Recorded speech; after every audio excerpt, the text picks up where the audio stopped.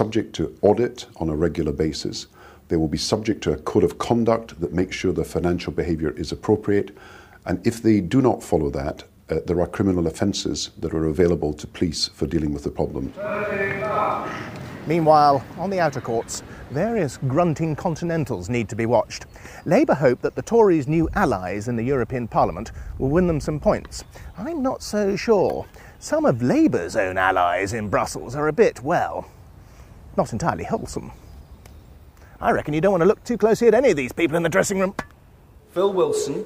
Does my right honourable friend believe that it is the role of mainstream UK political parties to associate with Latvia's Fatherland and Freedom Party, which honours veterans of the Waffen-SS?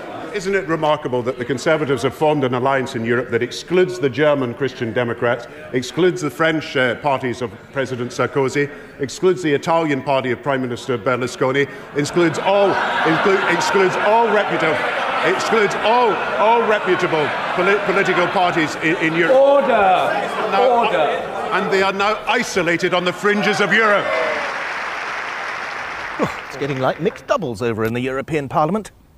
But if the Tories were having to think tactics about what was going on across the way, well, the government was struggling to hold its serve on Iraq.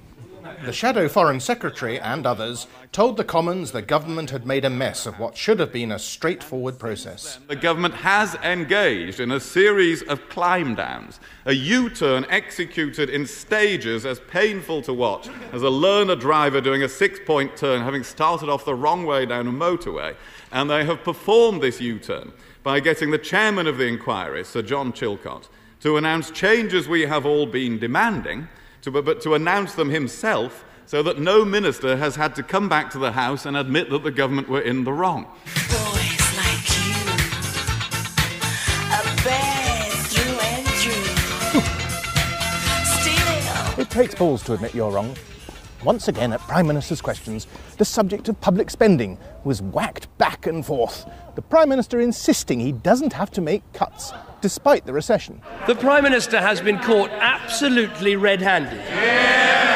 He made a statement to the House about capital expenditure growing every year, and the fact is it is being cut. If he believed in transparency and honesty and truth in public life, he would get up at that dispatch box and say, I'm sorry, I've got it wrong, I gave the wrong figures, here are the right ones. Now do it. It's enough to make you throttle your opponent. We took the decision to advance public expenditure to deal with the recession. Now let him come clean. He would be cutting public expenditure this year, next year, every year after. He is trying to evade his responsibility for wanting 10% cuts. And that sporting exchange was before the Governor of the Bank of England played a blinder, saying that without a credible plan, Britain could struggle to finance its extraordinary deficit. We came into this crisis with fiscal policy along a path that wasn't itself sustainable, and a correction was needed. There will certainly need to be a plan for the lifetime of the next Parliament, contingent upon the state of the economy, to show how those deficits will be brought down. He may lack the Latin panache of an Ili Nastasi, the Governor, but does he have a point? At this rate, we might not qualify for next year's G8, let alone the first round at Wimbledon. That's the end of our game, but there's no sign of an end to the political knockabout just yet.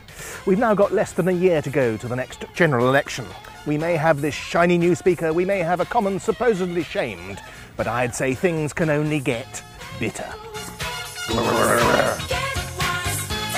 you go and have a barley water? I think I pulled a muscle.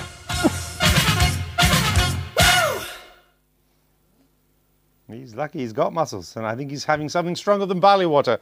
Diane, Speaker Bercow, is that a good result? Yeah. Did you vote for him? Oh, sure, I voted for him all the way through. And it's not true we just